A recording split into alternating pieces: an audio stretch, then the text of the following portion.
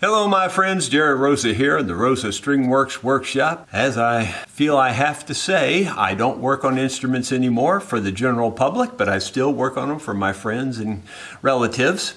Close friends and relatives, let me say it that way. So a good friend of mine, Gary Haven, gave me his D40 Martin guitar. It has a little boo-boo. What's the boo-boo? Well, it's missing that little piece right there. So we're going to see if we can't fabricate something like that. So hope you'll stick around and we'll get into it right after this.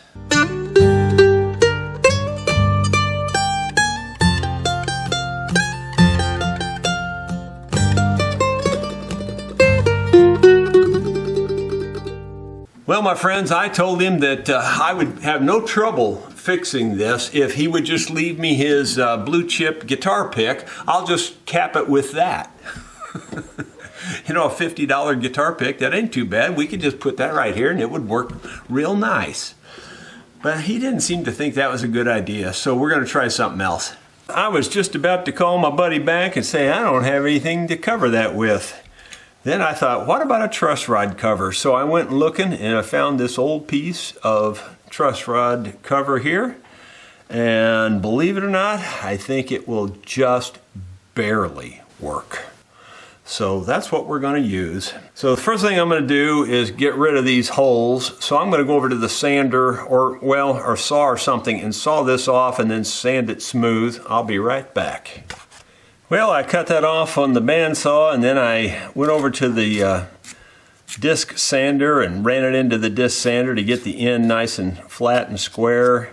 And now I'm just taking a little flat razor blade here and knocking off any of the fuzzies, and then we can put that up to this and see how that fits. It actually fits pretty good. If anything, there's a little bit of arch to this, so I need to, if anything, I need to put in just a tiny bit of an arch in this, and I don't know how I'm going to do that other than just very lightly file it right in here in the middle. Not going to take off very much. In fact, I don't even know if I'm going to take off any, really, just enough to get rid of the straight line. Yeah, that looks good. Boy, I mean, I'm telling you, I don't have anything to spare there in terms of extra. It's going to be just exactly the right amount of material, I think. Let's see here. I've got this real sharp mechanical pencil. It's one of those Graph Gear 1000 pencils. These are on the products I use page. I like to use these because the point's always sharp, you know, and it's always really fine. And on this kind of work, you need the finest line you can get. I'm hoping I don't let that move while I turn over here to put the line on this side.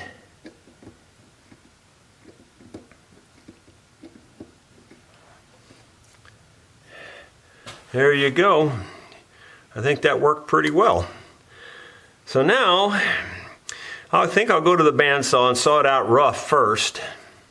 So let's see if we can saw this out. I better get my close-up glasses. I think I'll just get everything out of my way too. Just make it easier.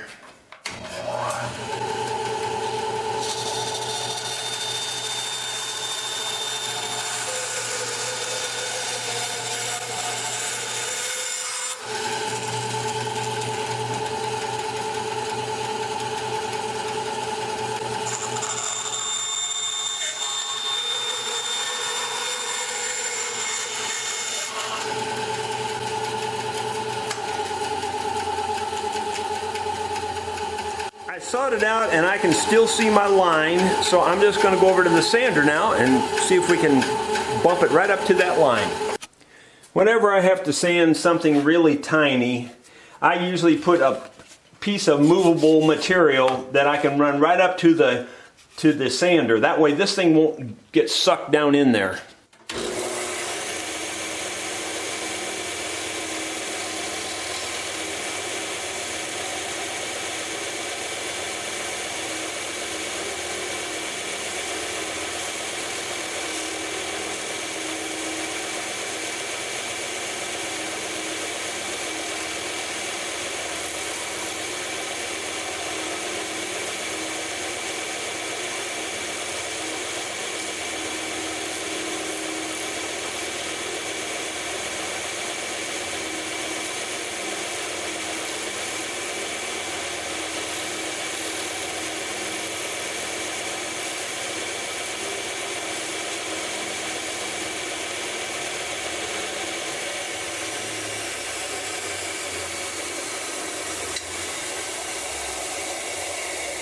that worked pretty well, but quite honestly, I got to tell you, the fuzzies on when I first went in there, tried to pull this in. The little fuzzies that go down, that stick on this, tried to pull this in closer. I don't think I heard it, but boy, I got as close as I wanted to get, I can tell you that.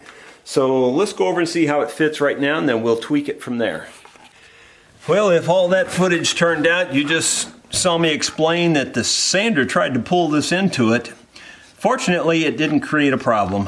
Fortunately, I was able to hold on, and it's going to work just fine, I think. In fact, I want to turn it back over this way now that I think about it. This is the way I want it to go. Yeah, I still got quite a bit to take off there, believe it or not.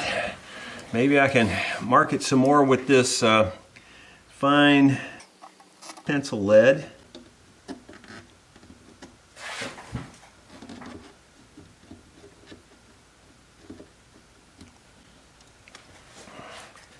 That does mark it a little bit, so I'm not sure what I'm going to do, what technique I'm going to use. I think I'll probably try this. I'll probably just take this little file and work it down, up and down like this till I get rid of the pencil mark. It's probably the safest way to do it.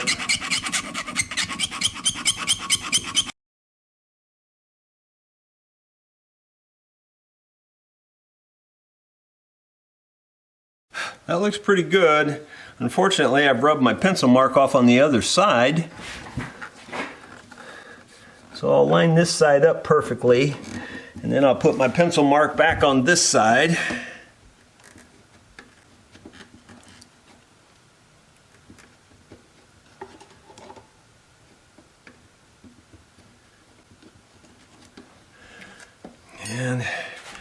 And that should work.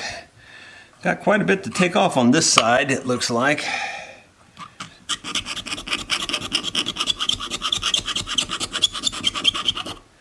I might have to go over to the sander just a little bit because there's quite a bit there to take off.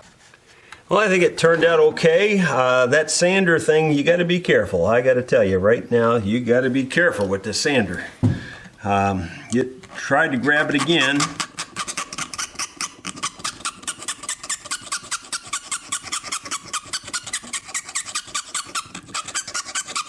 I'm sanding an underscore under this back edge to let that top edge meet up perfectly tight.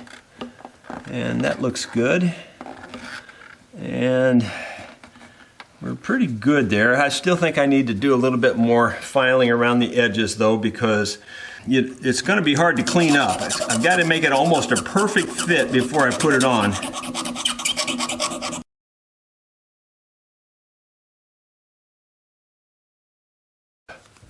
See how that fits.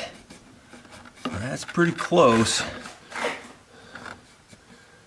It feels real good on this side, a little bit more edgy on this side, so we're going to work on it a little bit more.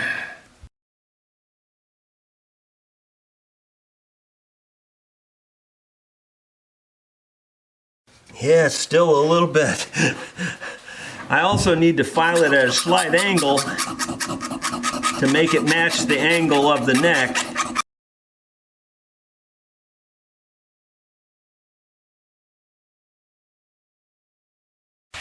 That's better. That's pretty good. Can I get it better? I think I can on the point up here. I think I can get it a little better. See, if you don't get all of that, then anything that's sticking out will catch and get pulled back off.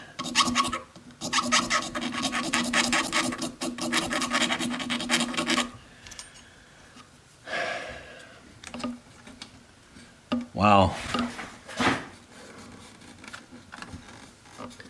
I think I better stop while I'm ahead there.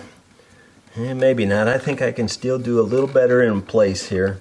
Right in this area here, I can do a little better, I think.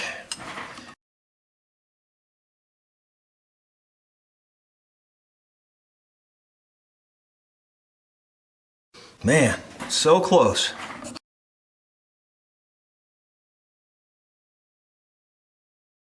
I think we'll have to call that good enough. I'm going to use my canopy glue for this. Yeah, it's not wanting to come out. I'm going to have to clean this open, get it open, and we'll go from there. Well, it might work now. I can't seem to get anything out of there, but it's still clogged up. I think that's going to work.